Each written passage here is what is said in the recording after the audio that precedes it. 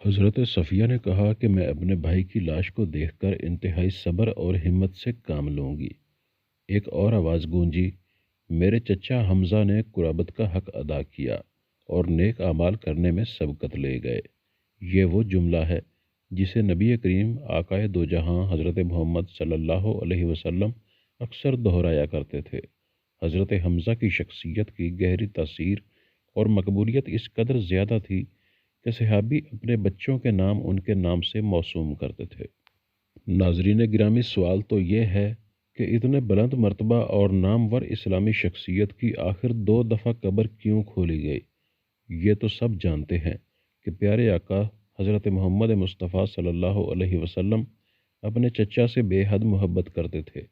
ایک دفعہ ایک صحابی بارگاہ رسالت میں حاضر ہو کر عرض کرنے لگے، میرے ہاں لڑکے کی ولادت ہوئی ہے، میں اس کا کیا نام رکھوں؟ تو رحمت عالم صلی اللہ علیہ وسلم نے ارشاد فرمایا، لوگوں میں مجھے اپنے چچا حمزہ سے محبت ہے، لہٰذا انہی کے نام پر اپنے بچے کا نام رکھو۔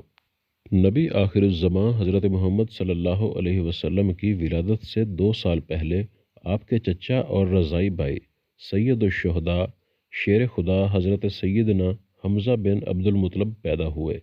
آپ کی کنیت ابو عمارہ تھی۔ آپ نہایت حسین و جمیل، دبلے پتلے، چوڑی چھاتی اور دراز قد تھے۔ آپ اپنے بھتیجے حضرت محمد صلی اللہ علیہ وسلم سے بے پناہ محبت کرتے تھے اور ان کی حفاظت میں پیش پیش رہتے، بلکہ اگر یہ کہا جائے کہ ان کے سامنے ہوتے ہوئے کسی کافر کی جرت نہ ہوتی کہ نبی کریم صلی اللہ علیہ وسلم کے خلاف کوئی نازیبا لفظ بھی بول دے۔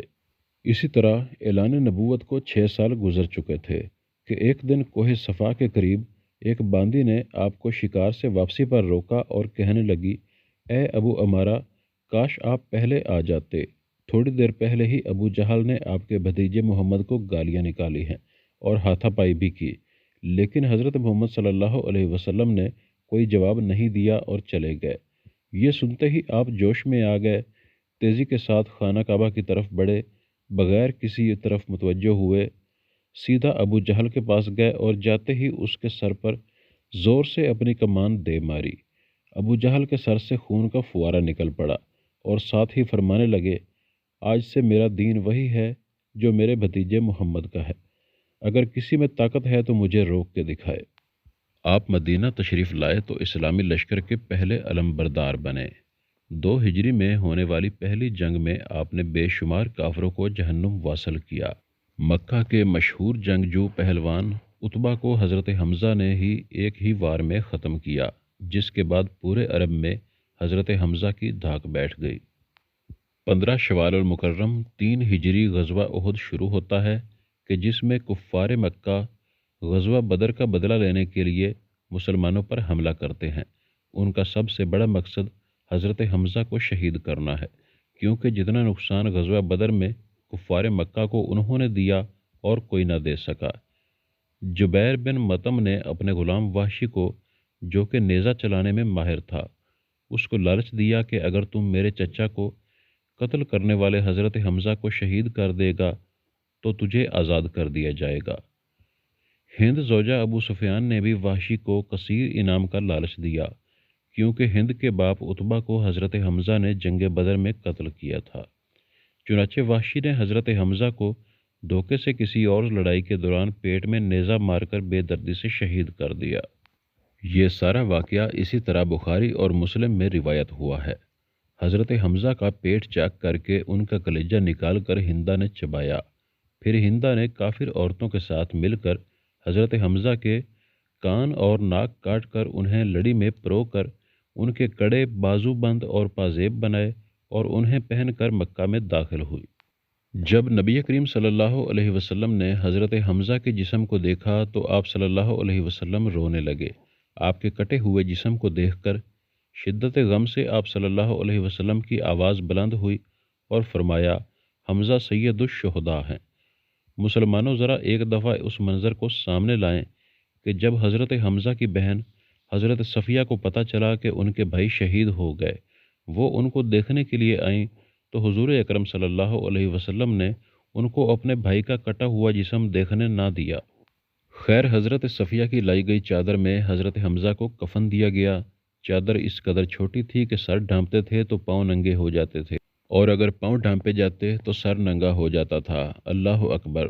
حضور فرمانے لگے کہ سر کو ڈھانپ دیا جائے اور پاؤں پر گھاس ڈال دی جائے۔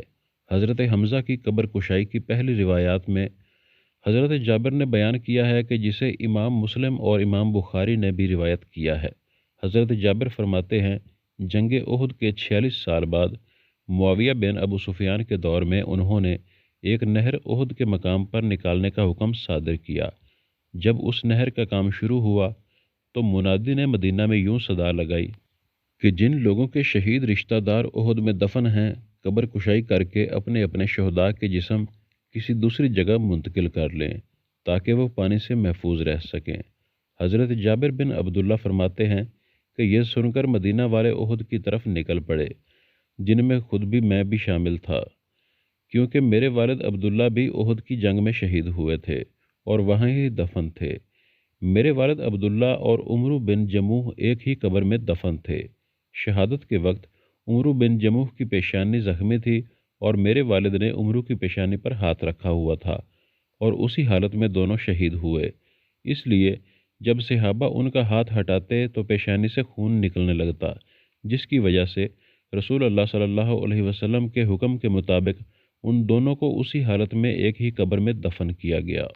حضرت جابر بن عبداللہ فرماتے ہیں کہ جب حکومتی سپاہیوں نے میری موجودگی میں میرے والد عبداللہ اور عمرو کی قبر کھولی تو جیسے ہی عمر کی پیشانی سے میرے والد کا ہاتھ ہٹاتے تو تازہ خون کے فوارے نکلنا شروع ہو جاتے۔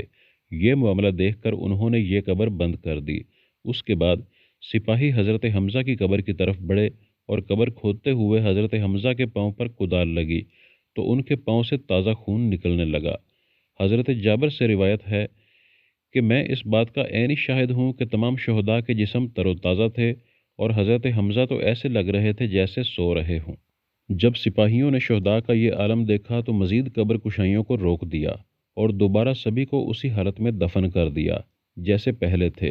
حضرت حمزہ کی دوسری دفعہ قبر کشائی ترک سلطان عبدالحمید ثانی کے دور میں انہوں نے 1904 میں کروائی، جب انہیں خواب میں یہ اشارہ ہوا کہ حضرت حمزہ کے جسد مبارک پر پانی موجود ہے۔ انہوں نے قبر کو کھدا کر اس کے ارد گرد 50 فٹ گہرائی تک سیسا پلائی دیواریں بنا دیں۔ ناظرین، ویڈیو اچھی لگی ہو تو لائک کر دیں اور ہمارے چینل کو سبسکرائب کر کے ہمارے ممبر بن جائیں تاکہ آپ کو فیوچر میں آنے والی تمام ویڈیوز کا نوٹیفیکیشن بھی ملتا رہے۔